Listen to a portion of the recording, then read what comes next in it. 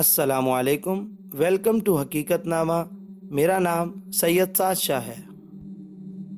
کبیر bag نے میز پر کونیاں ٹکا کر آگے جھکتے ہوئے کہا، یہ اب سے 18 سال بیشتر کے واقعات ہیں۔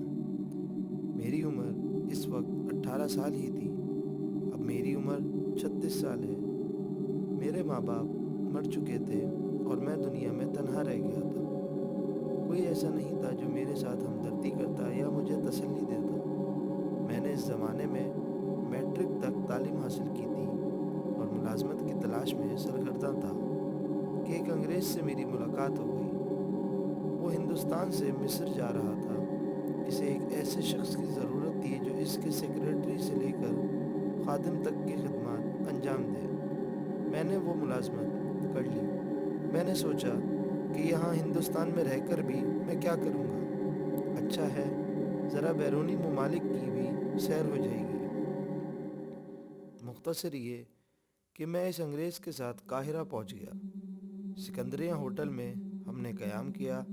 اتفاق ایسا ہوا کہ قاہرہ پہنچتے ہی اس انگریز کو لندن سے ایک ٹیلی گرام ملا۔ اس کی بیوی بستر مرگ پر تھی۔ وہ مجھے قاہرہ ہی چھوڑ کر لندن چلا گیا۔ ہوٹل میں میری رہائش اور کھانے وغیرہ کا اس نے مکمل انتظام کر دیا تھا۔ کچھ روپیہ بھی مجھے دے دیا تھا اور وعدہ کیا تھا کہ وہ یا تو 2-3 ماہ تک واپس آ جائے گا یا مجھے بھی لندن بلا لے گا۔ اس کے لندن جانے کے 1 ہفتے بعد تک میں ٹھیک رہا۔ 8ویں روز مجھ پر یکایک بخار نے حملہ کر دیا اور بخار بھی اتنا شدید کہ 3 روز تک مجھے ہوش نہ رہا کہ میں کہاں ہوں کہاں نہیں۔ ہوٹل کے ملازم اور ڈاکٹر میری دیکھ بھال کرتے رہے۔ 4تھے روز ذرا مجھے ہوش آیا۔ 6ٹھے روز بخار پوری طرح اتر گیا، لیکن کمزوری اس قدر باقی تھی کہ جیسے میں مہینوں کا مریض ہوں۔ بخار کے بعد بھی 4 روز تک میں بستر پر ہی پڑا رہا۔ پھر دھیرے دھیرے طاقت واپس آنے لگی اور میں چلنے پھرنے کے قابل ہو گیا۔ یہ انہی دنوں کی ایک رات کا واقعہ ہے۔ میں بستر پر پڑے پڑے اکتا چکا تھا، اس لیے روز گھومنے کے لیے نکل گیا۔ چونکہ کئی روز کے بعد چلنے پھرنے کے قابل ہوا تھا، اس لیے گھنٹوں یوں ہی بے مدعا سڑکوں پر گھومتا رہا۔ نئی جگہ تھی، نئے چہرے تھے۔ میں شہر میں اس قدر گم ہوا کہ مجھے وقت کا بھی احساس نہ رہا اور یہ بھی خیال نہ رہا کہ میں شہر کے کس حصے میں ہوں۔ جب رات زیادہ ہو گئی اور میں نے واپسی کا قصد کیا تو مجھے احساس ہوا کہ میں راستہ بھول گیا ہوں۔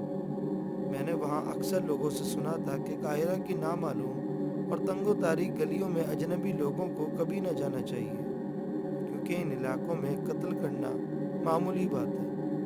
میں چونکہ کم عمر تھا، شعور پختہ نہیں تھا، اس لیے ان باتوں کی پرواہ نہیں کی اور گھنٹوں انہی گلیوں میں گھومتا رہا۔ خیر، واپسی کا ارادہ کر کے میں ایک طرف کو چل دیا۔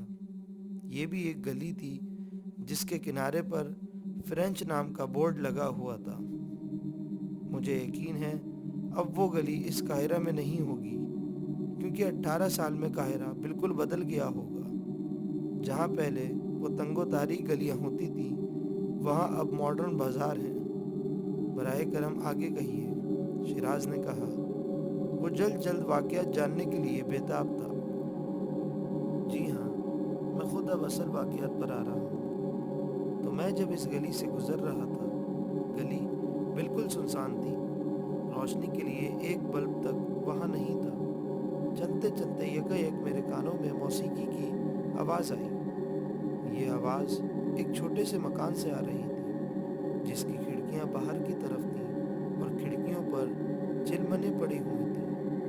موسیقی بڑی پراسرار تھی، ایک عجیب و قسم کی وحشیانہ دھن جسے سن کر دل میں عجیب سی تحریک پیدا ہوتی تھی۔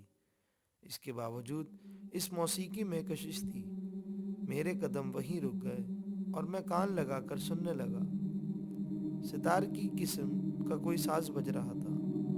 کچھ نکارے کی سی بھی آواز تھی اور اس کے ساتھ کسی عورت کی سریلی آواز تھی۔ آوازوں کے ساتھ ہی کسی قسم کی بو بھی اس مکان سے آ رہی تھی۔ نہ جانے کتنی دیر میں کھڑا ہوا وہ آوازیں سنتا رہا اور بو سنتا رہا۔ आप इसे खुशबू भी कह सकते हैं, क्योंकि वो बेक वक्त अच्छी भी मालूम होती थी और बुरी भी। कुछ देर के बाद मौसीकी रुक गई। मेरे दिल में अचानक ख्वाहिश पैदा हुई कि मैं इस मकान के अंदर जाकर देखूं कि वहाँ क्या हो रहा है। ये ख्वाहिश इस कदर बढ़ी कि मैं खुद पर काबू न रख सका और खिड़की की चिलमन उठाकर अंदर झांकने लगा। ये एक छोटा सा हॉल था। अंदरूनी हालत से जाहिर था कि वो कोई कैफ़े था या फिर होटल की कोई किस्म। हॉल में मेज़ और कुर्सियाँ बिछी हुई थीं। एक कोने में प्लेटफॉर्म सा बना हुआ था जिस पर 3 औरतें बैठी हुई थीं। एक औरत गिटार उठाए हुई थी, दूसरे के सामने ढोल रखा हुआ था और तीसरी गाने वाली थी, जो इन सब में कम उम्र मालूम होती थी। एक बूढ़ी औरत दूर कोने में बैठी कुछ बुन रही थी। मैंने अंदाज़ा लगाया कि वो इस कैफ़े की मालिक हो सकती है। चिलमन उठते ही इन तीनों की नज़रें मुझ पर पड़ी। अंदर लैंप और तेल के चिराग रोशन थे। रोशनी का इंतज़ाम मेरी तवक्को से ज़्यादा माकूल था। वो तीनों औरतें मेरी जानिब कुछ देर भूखी नज़रों से देखती रहीं, जैसे मैं कोई सर्कस का जानवर हूँ। कुछ देर के बाद मुझे अपनी हिमाकत का एहसास हुआ। मैं चिलमन गिरा कर पलटना ही चाहता था कि इस गाने वाली औरत ने बड़े नरम लहजे में अंग्रेज़ी में कहा, बराए करम अंदर आ जाइए, एक शर्त पर। मैंने जवाब दिया, आपकी हर शर्त मंजूर है। औरत ने जवाब दिया। मैं खिड़की से हटकर दरवाजे के रास्ते अंदर गया और एक कुर्सी पर बैठते हुए कहा, मेरी शर्त यह है कि आप मुझे गाना सुनाइए। एक नहीं, 20 गाने मैं आपको सुनाऊंगी। ये कहकर इसने अपने साथ वालियों को इशारा किया। साज बजने लगा और वो गाने लगी। इसकी आवाज़ में वाकई सहर था। मैं इस वहशियाना मौसीकी में बिल्कुल खो गया।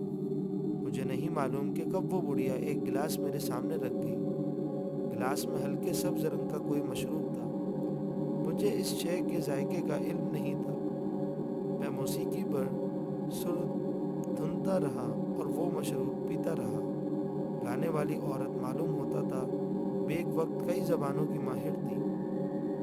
इसने अंग्रेज़ी, फ्रांसीसी, इतालवी, जर्मनी और हिंदुस्तानी हर ज़बान के गाने गाए। मैं मोहियत के आलम में बैठा वो मशरूब पीता रहा। आखिर मौसीकी ख़त्म हुई और मैं अपने होश में आया। मेरा गिलास खाली हो चुका था। इस वक्त मुझे एहसास हुआ कि मैंने कोई ऐसी चीज़ पी है जिसके पीने से मुझ पर एक किस्म का नशा सतारी हो गया था। मुझ में बुखार की कमज़ोरी पहले से मौजूद थी। वो मशरूब पीने से और ज़्यादा नकाहत मालूम होने लगी। ऐसा महसूस होने लगा था जैसे मैं किसी गलत जगह फंस गया हूँ। अकल ने कहा, यहाँ से भागो। ये सोचकर मैं उठा। औरत ने मेरी कलाई पकड़ी और बोली, अभी नहीं, अभी ना जाओ। मिस्टर शिराज, मैं बयान नहीं कर सकता कि इसके हाथ में क्या जादू था। इसके हाथ मेरे हाथ से मस होते ही मुझे ऐसा महसूस हुआ जैसे मेरी रही सही कुव्वत भी सलब होकर रह गई है। मैं बिल्कुल बेजान होकर कुर्सी पर बैठ गया। बूढ़ी औरत इस मशरूब का एक गिलास और रख गई। औरत ने कहा, पियो। मैंने दिल में फैसला किया कि अब मैं कुछ नहीं पीऊँगा। मुझे खामोश और साकित देखकर इसने मेरी आंखों में आंखें डाल दी। इन आंखों में अजीब सी चमक थी। ऐसा महसूस होता था जैसे वो आंखें नहीं, अंगारे हैं जो मेरे दिमाग की नस नस में गर्मी पहुंचा रही थी। पियो, इसने फिर कहा। इस बार इसके लहजे में हुक्म था। मैं इसके हुक्म को रोक न सका और एक ही सांस में सारा मशरूब चढ़ा गया। बस इसके बाद मुझे होश नहीं रहा कि क्या हुआ। दोस्तों, अगर अभी तक आपने हमारा चैनल सब्सक्राइब नहीं किया तो नीचे मौजूद बेल आइकन को प्रेस कर दें।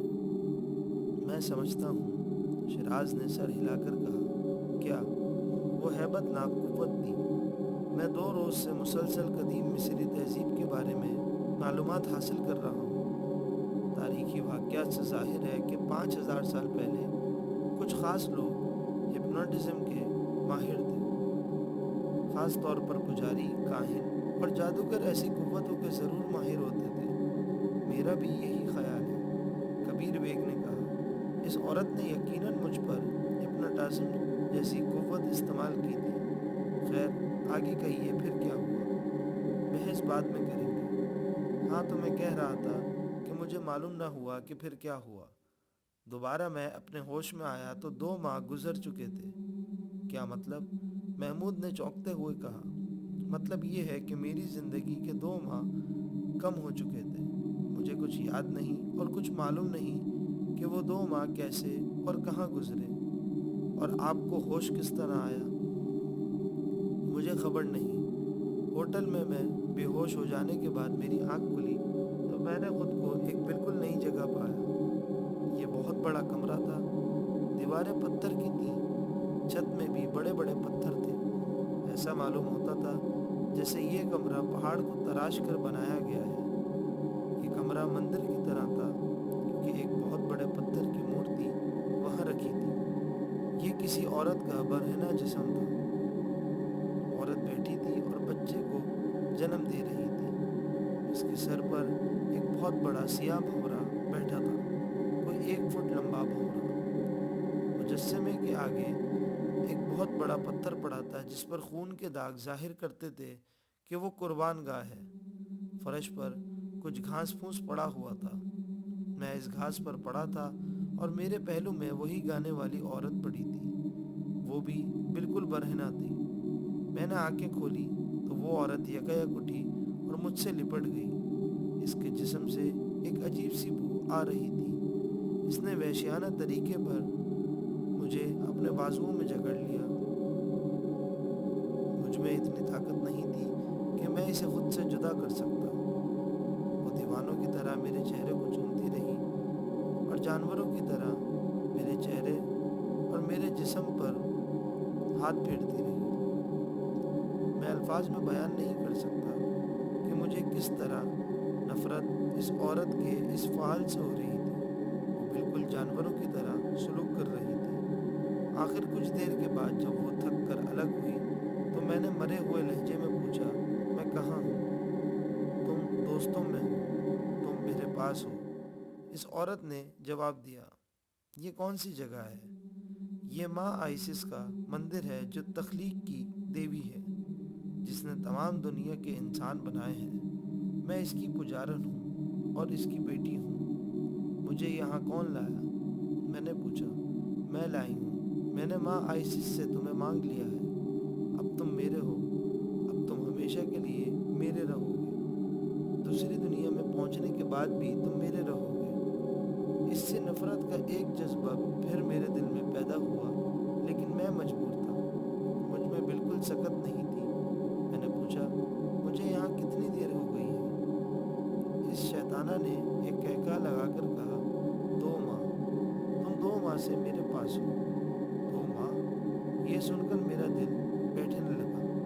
मैं सोचने लगा कि 2 महीने से मैं इस जंगली औरत के कब्जे में हूँ। खुदा जाने वो क्या क्या पिलाकर या हिप्नोटाइज कर कर मुझे काबू में किए हुई थी और न जाने मुझे क्या क्या काम करने पड़े होंगे। मैं जाऊंगा, मैंने उठने की कोशिश करते हुए कहा। इसने फिर मुझे ज़बरदस्ती लिटा दिया और फिर मेरे सीने पर अपना मुंह रखते हुए बोली, तुम अब नहीं जा सकते। तुम अब मेरे हो। माँ आइसिस ने तुम्हें मुझको बख्श दिया है और मैं तुम्हारी मालिक हूँ, तुम्हारे जिस्म की भी और तुम्हारी रूह की भी, समझे? वो जब अपना मुंह मेरे मुंह के करीब लाती तो मेरी नफरत में और इजाफा हो जाता। मुझे इससे घिन आती थी।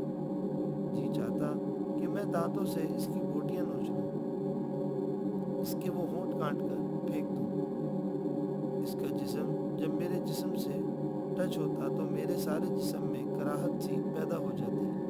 वो बेशर्म शैताना जानवरों से भी बदतर थी। मजीद इसकी मोहब्बत मुझसे बर्दाश्त ना हो सकी और मैं फिर बेहोश हो गया। इसके बाद मेरी आंख खुली तो इससे भी ज़्यादा एक खौफनाक मंजर मेरे सामने था। इस बार हम एक पहाड़ी वादी में थे। हम कौन? महमूद ने पूछा। बहुत से। मैं एक चट्टान पर पड़ा था। मेरे पहलू में वही औरत थी। सामने एक और इसी किस्म का मुजस्समा रखा था। मुजस्समे के सामने एक चिता सी बनी हुई थी और चिता में एक नौजवान अंग्रेज औरत बंदी बैठी थी। 10-12 मर्द اور عورتیں بالکل برہنہ چتا کے سامنے کھڑے تھے۔ 2-3 آدمی بڑے بڑے ڈھول لیے ہوئے تھے۔